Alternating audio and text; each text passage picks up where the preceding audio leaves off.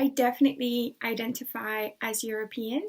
I think mostly because of my origins, as my family comes from different countries across Europe: Belgium, France, Poland, Germany, Italy.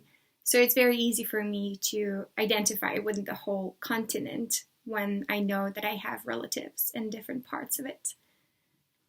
I think also my work, my studies, which are heavily focused on Europe, and my travel experiences have also contributed to my European identity.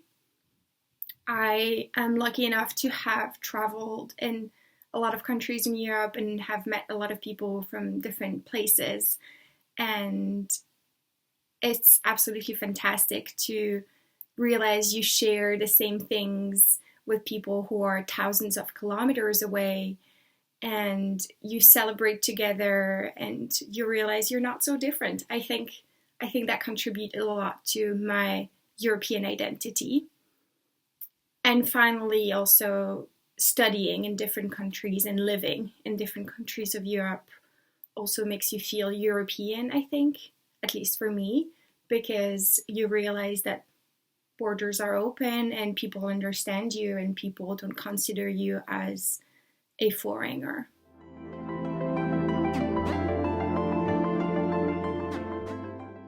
My formative European moment happened when I was at university, and it is the crisis in Ukraine of 2013-2014. I had to write a honors essay, and my supervisor at the time was Ukrainian. Her name is Svetlana Kobzer.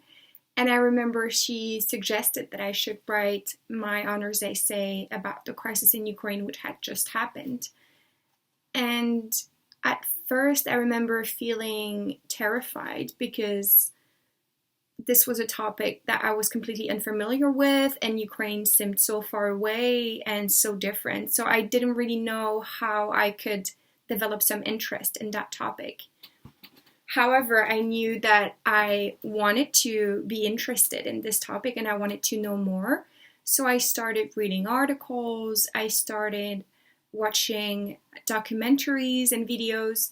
And this is also when I realized that a lot of things seem weird on the internet. A lot of things were not reported properly. And that's when I experienced propaganda and disinformation for the first time, which was very impactful, I must say. And then, yes, so I started learning more about Ukraine. I started writing about it, and eventually I traveled there and I worked for the EU's public diplomacy campaign in Eastern Europe, including Ukraine. So the Ukraine crisis for me was very formative because it made me realize that a lot of young people who are just like me were in Ukraine fighting for freedom, fighting against corruption, and fighting for a long European hope that they had. Sometimes even willing to give their life for this. And while we were here in Western Europe, taking everything for granted, that made me feel really bad, and it made me feel like I wanted to do something about this. I wanted to make Western Europeans realize how lucky they were to have something like the European Union or having this European solidarity. And then I also wanted to help people like Ukrainians who are longing to join this European family. I wanted to join the two ends. And that was the start of my career, the start of my profound interest in European foreign policy. And yes, so I think that was definitely my formative European moment, the Ukraine crisis.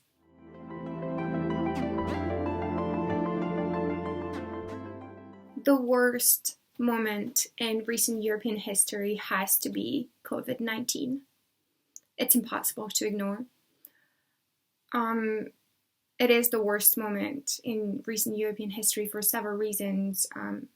some of these reasons are, first, that there is a lot of uncertainty with regards to the future of the European Union and the future of European solidarity in general. The way that countries have been dealing with this crisis has raised a lot of questions, and I think will continue raising questions with regards to how Europeans and European countries are ready to act together for crises such as pandemics, but not only. So yeah, there's a lot of uncertainty, which I think triggers a lot of fear.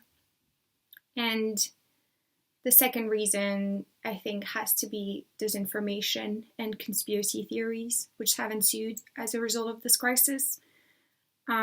It's absolutely terrifying to see people believe and get caught into lies. I don't blame them. It's usually done very, very well, which is why people believe. But it just makes me very sad and anxious because it creates a lot of tensions, it creates divisions, and there's just no way you can see the positive out of this. It's very hard to see. And finally, obviously, it's the worst moment because of the amount of lives that we will have lost at the end of this pandemic, which is colossal, and I think probably the biggest we will have had since the World Wars, and that is just impossible to ignore. I think right now we try to keep going with our daily lives as much as we can, trying to exercise outside and attending Zoom meetings, but the reality is that people are still dying every day, and I think once we will go back to our normal lives and we'll be able to assess the situations logically, then we will realize fully how terrible that moment was, because right now we're trying to continue with our lives so much in some kind of crisis mode that we kind of like forget and avoid the reality of things. But I think once this is over, I think everyone will agree that this is the worst moment in recent European history.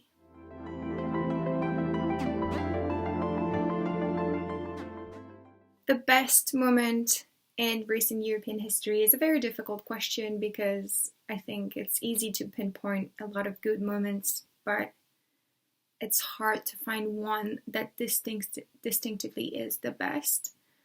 But I think overall the best moment has to be a moment of unity, in my opinion. So typically a great moment of unity is when the EU welcomed a lot of new member states in 2004. I think probably that was the best moment because there was a lot of joy, a lot of excitement, a lot of progress happening. So I think probably that was the best moment. I think since then there have been a lot of good moments, but nothing that had quite the excitement that came with the enlargement of 2004. Which is why I also believe that new member states of the EU could be new best moments, because I think nothing beats enlargement. There's nothing better than welcoming new member states in the European Union family. I think nothing beats that.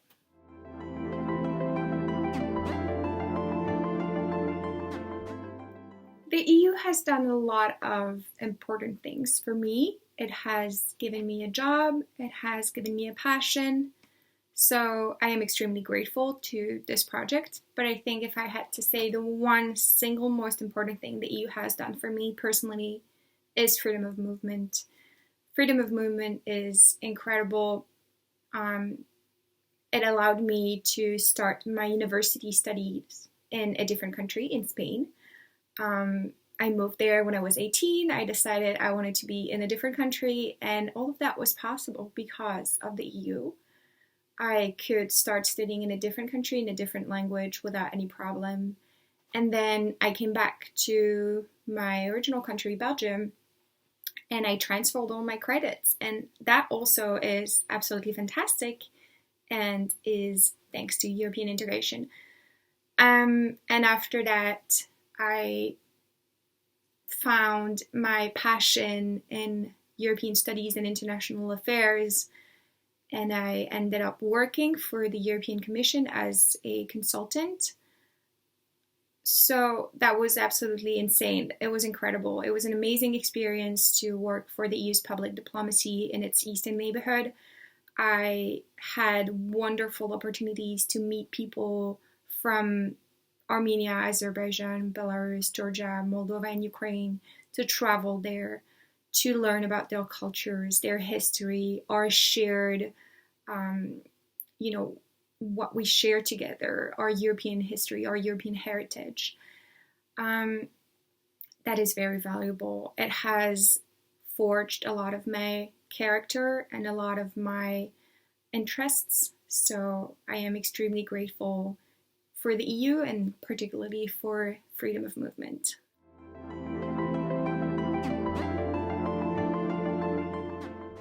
The one thing that I would most like the EU to have achieved by 2030 is a strong and coherent strategic communication policy.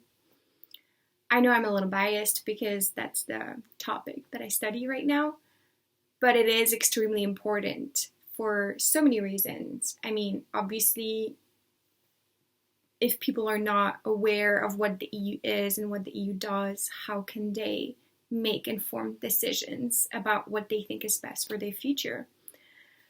I think right now there's a lot of disinformation, a lot of lack of awareness, a lot of lack of critical thinking, which is also linked to education in general, which leads to a lot of problems like Brexit, where people seem to be making decisions that are probably not going to benefit them because they have the wrong information and they don't know. So many people in the EU don't know what the EU actually stands for, what the EU actually can do and cannot do. And in my personal experience, I've seen a lot of efforts and great work being done to inform citizens outside of the EU about what the EU is and what the EU does. I mean, I've worked for the EU's public diplomacy in Eastern Europe, and I felt like there was so much work being done in that regard, which I don't feel is done in the same way for the EU's citizens. There are a lot of initiatives like Young European Federalists and visits to schools and European Suitcase and stuff like that, which inform European citizens about what the EU is and does. But I don't know, I just don't feel like there is a lot of efforts that's being done in that regard. And to me, making informed decisions is so important. And for the future, I think it will be necessary for the EU to step up its strategy communication to make it more coherent, both internally and externally, and to make it stronger, to have actual experts and professional designing the EU's communication campaigns and working better to inform its own citizen about what kind of apparatus is operating above their heads.